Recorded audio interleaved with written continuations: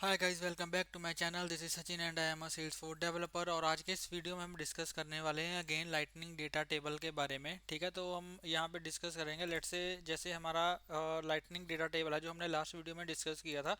ठीक है, let's say ये हमारा लाइटनिंग डेटा टेबल है, उसमें हमारे जो सारे रिकॉर्ड्स हैं वो यहाँ पे लोड हो चुके हैं। ठीक है, अब लेट्स से मुझे back to top of the lightning data table जाना है। ठीक है, तो यहाँ पे मुझे मैनुअली स्क्रॉल करना पड़ रहा है। ठीक है, लेकिन मैं ऐसे नहीं चाहता। मैं ये चाहता हूँ कि यहाँ पे एक बटन हो। ठीक है, उस बटन के ऊपर मैं क्लिक करूँ और मैं top of the lightning data table redirect हो जाऊं।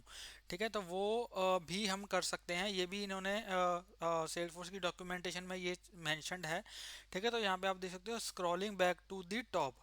तो यहाँ पे इन्होंने बताया हुआ कि कैसे हम बैक टू टॉप हम स्क्रॉल कर सकते हैं। तो यहाँ पे scrolling to the top of the data table programmatically is useful if there are more rows than can fit the data tables height. ठीक है, to quickly return to the first row use the scroll top method.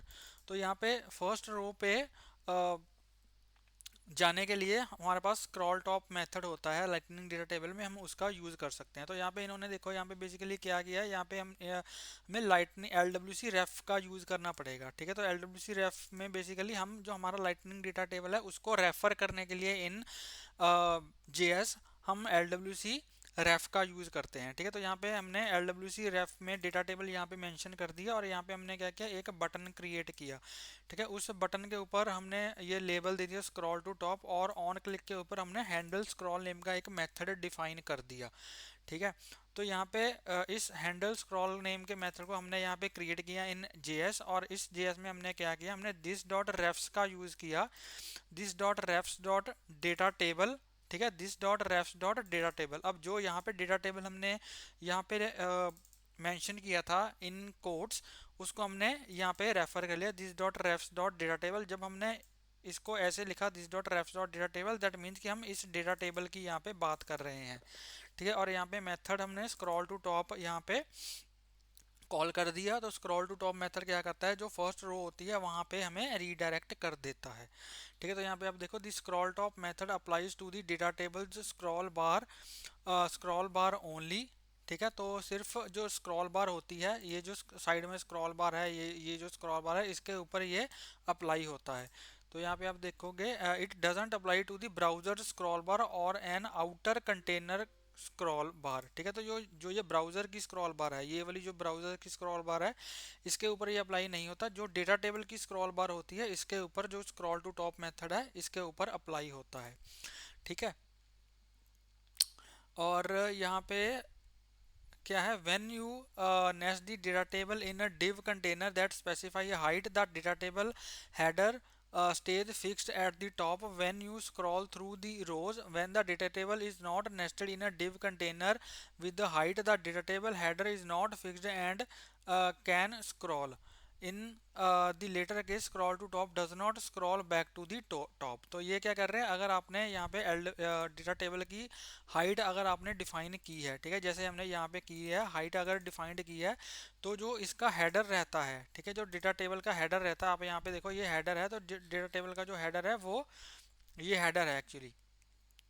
ठीक है, जो data table का header है वो fix रहता है, सिर्फ जो रोज हैं वो स्क्रॉल डाउन स्क्रॉल अप होती हैं। लेकिन अगर हम हाइट नहीं देंगे तो ये जो हेडर है ये भी जो है वो स्क्रॉल अप स्क्रॉल डाउन होगा, और उस केस में हमारा जो स्क्रॉल टू टॉप मेथड है वो काम नहीं करेगा। इसलिए मैंने आपको पहले भी बताया था कि स्क्रॉल करने के लिए जब हम bottom to the data table पहुंचते हैं तो उसको डिटेक्ट करने के लिए हमें यहाँ पे जो हाइट है वो मेंशन करनी ज़रूरी होती है। ये मैंने लास्ट वीडियो में अपने आपको बताया था। ठीक है, तो ये हो गई सारी थ्योरी। अब चलिए इसको हम इम्प्लीमेंट करके देखते हैं। ठीक है, इसको हम इम्प्लीमेंट करके देखते हैं। तो यहाँ पे बेसिकली मैं क्या करूँगा, यहाँ पे मैं जाऊँगा अपने एल डब्ल्यू सी कंपोनेंट में। ठीक है, एल डब्ल्यू सी कंपोनेंट में मैं जाऊँगा और यहाँ पे मैं एक बटन क्रिएट करूँगा। ठीक है, तो बटन क्रिएट करने के लिए यहाँ पे हम क्या करेंगे, थोड़ी जो यहाँ पे जो लोड मोर स्टेट है इसमें यहाँ पे मैं कुछ स्टाइल भी दे देता हूँ ताकि ये थोड़ा ठीक लगे हमारा दिखने में। ठीक है, तो यहाँ पे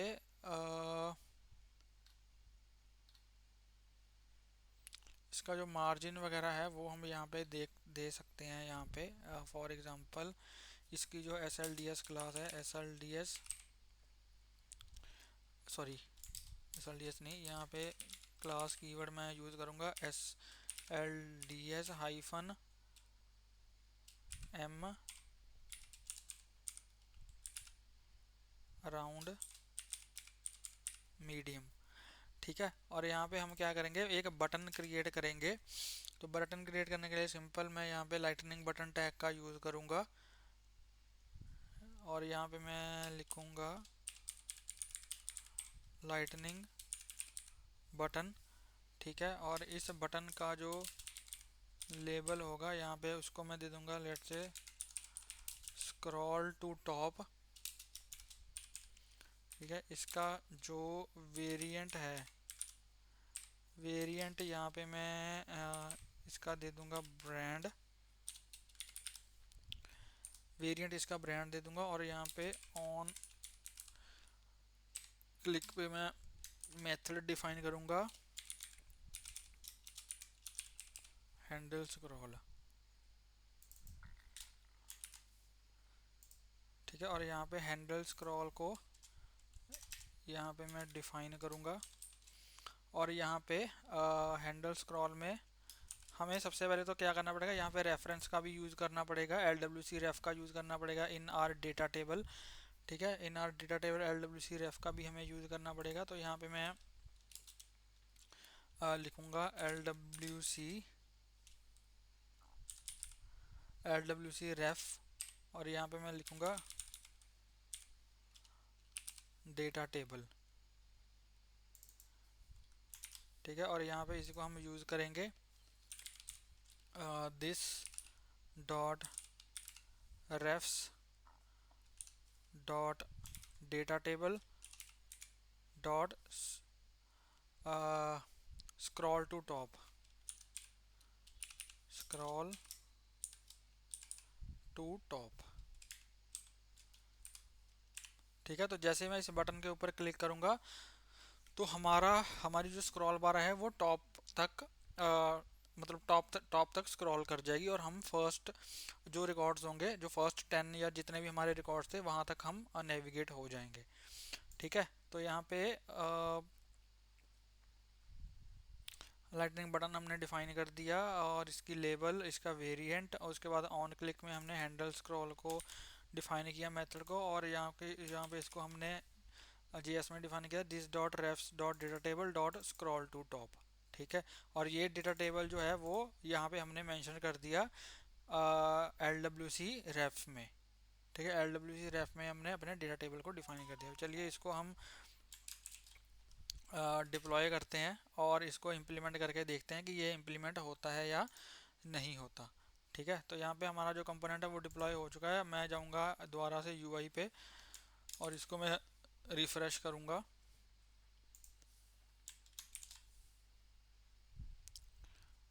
ठीक है, इसको मैंने रिफ्रेश किया।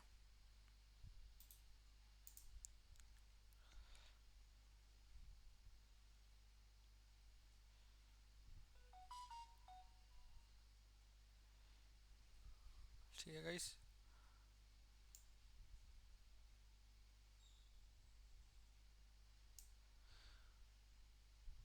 तो यहाँ पे जब मैं स्क्रॉल डाउन कर रहा हूँ, अब यहाँ पे देखो ये हमारा बटन यहाँ पे आ चुका है। ठीक है, तो जैसे ही इसको मैं स्क्रॉल कर रहा हूँ तो यहाँ पे देखो मैं नीचे डेटा मेरा फैच हो रहा है और मैं नीचे स्क्रॉल कर रहा हूँ। अब जैसे ही मैं इस बटन के ऊपर क्लिक करूँगा, ठीक है, अगर मैं यहाँ पे क्लिक करूँ स्क्रॉल टू टॉप, तो यहाँ पे देखो मैं दोबारा से टॉप में ऑटोमेटिकली मेरी जो स्क्रॉल बार है वो टॉप पे चली गई। ठीक है, ऑटोमेटिकली मेरी जो स्क्रॉल बार है वो टॉप पे चलेगी। इसमें भी अगर मैं कोई क्लास वगैरह यहाँ पे मेंशन कर दूँ तो हमारा थोड़ा ये अच्छा मार्जिन वगैरह भी इसमें भी हम अप्लाई कर देते हैं ताकि थोड़ा अच्छा लगे हमारा बटन दिखने में। तो इसको भी यहाँ पे मैं दोबारा से डिप्लॉय करूँगा और दोबारा से पेज को रिफ्रेश करूँगा। ठीक है, ठीक है गाइस, तो यहाँ पे मैं दोबारा से अपने LWC पेज पे आऊँगा, दोबारा से इसको एम्प्टी कैशे और रिफ्रेश करूँगा तो हमारा जो पेज है वो दोबारा से रीलोड हो जाएगा।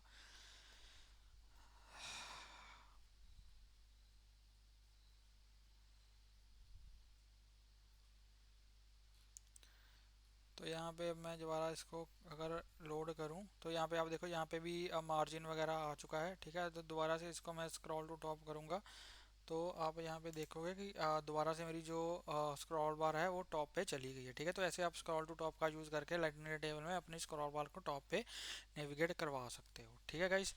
तो ये था हमारा आज का वीडियो। आई होप आपको वीडियो अच्छा लगा होगा। अगर आपको वीडियो अच्छा लगा हो तो प्लीज़ इस वीडियो को लाइक करें, शेयर करें और मेरे यूट्यूब चैनल को सब्सक्राइब करें और प्लीज़ बेल आइकन को हिट कर देना ताकि मेरी लेटेस्ट वीडियोज़ की नोटिफिकेशन आपको मिलती रहे और आपसे कोई भी वीडियो मिस ना हो। मिलते हैं एक नई वीडियो में एक नए टॉपिक के साथ। तब तक के लिए हंसते रहिए, मुस्कुराते रहिए, सीखते रहिए और सिखाते रहिए। Thank you for watching.